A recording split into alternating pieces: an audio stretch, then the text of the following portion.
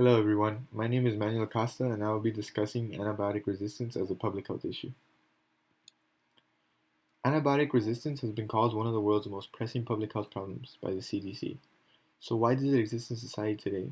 Simply put, it exists because we use antibiotics. Antibiotic resistance is natural and it is the ability of bacteria to resist the effects of an antibiotic. It must be made clear that it is the bacteria, not the person, who becomes resistant to the drugs. In this diagram, we can see how antibiotic resistance happens.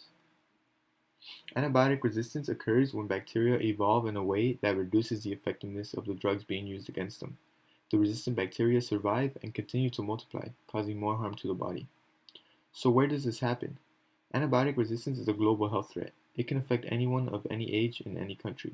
As long as antibiotics are being used to treat illnesses, antibiotic resistance will exist. Antibiotic resistance essentially prolongs suffering by making illnesses that were once treatable with antibiotics into dangerous infections. Although antibiotic resistance occurs naturally, misuse of antibiotics in humans and animals is accelerating the process.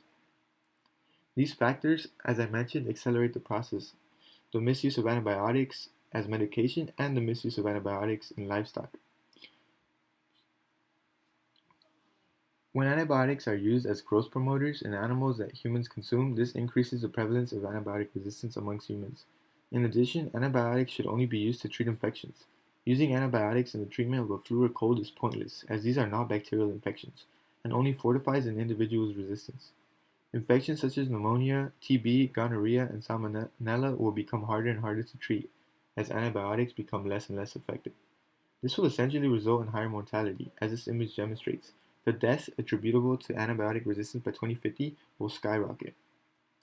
Future community risks include the superbug and the post-antibiotic era. The superbug is a term used to describe strains of bacteria that are resistant to antibiotics available at the moment. And the post-antibiotic era refers to an era where no more antibiotics are proven to be effective, and common infections and minor injuries can once again kill. So how to solve the problem? There is no solution or current scientific advancement to completely remedy the issue, but only effective ways to help minimize and prevent the resistance. The only certain way to stop antibiotic resistance is to cease the use of antibiotics, but this will only lead to an increased mortality to the infections that it protects us against.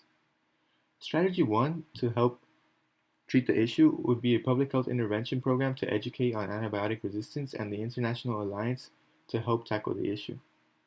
Strategy 1 can essentially promote individual actions of primary prevention, such as taking antibiotics only when necessary, increased hygiene, and antibiotic-free food choices.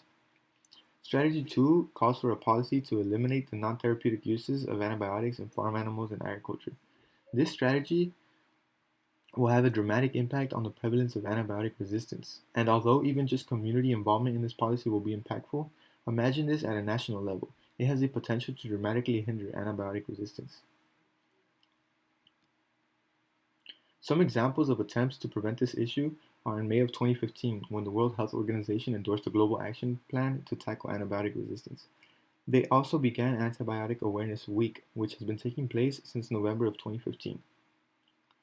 A cultural example of an attempt to prevent the issue is that in the last decade, consumer perception in American culture has shifted regarding antibiotic-free meat, and it has begun to go mainstream. Fast food chains like Chipotle, Chick-fil-A, and Panera have committed themselves to antibiotic-free foods.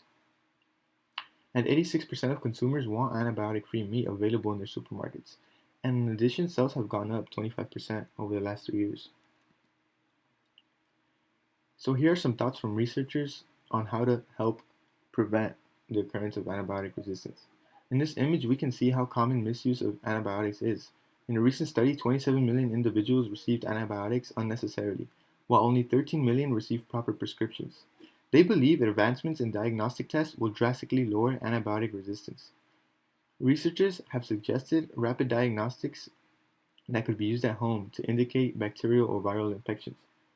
Since antibiotic resistance cannot be prevented, this measure is believed to address a core issue with the demand problem.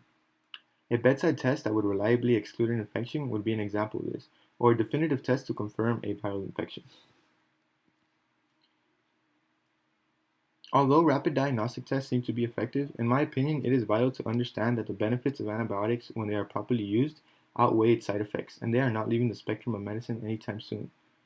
If we want to find an effective solution, we will need global unity in fighting this epidemic and focus on prevention rather than an immediate solution. This image by the CDC demonstrates the basic information needed to comprehend how drug-resistant bacteria take over the body and lowers our chances of fighting infection. Promoting images like this across hospitals or health classes can influence the health decisions of many individuals. Ultimately, I believe a global educational intervention regarding antibiotic resistance is our best chance to make the most impact. Essentially, drugs that were once lifesavers run an increasing risk of becoming worthless to us unless we act. I believe this act begins with global education of this public health issue. Here are my references that I used for this presentation, and thank you for your time.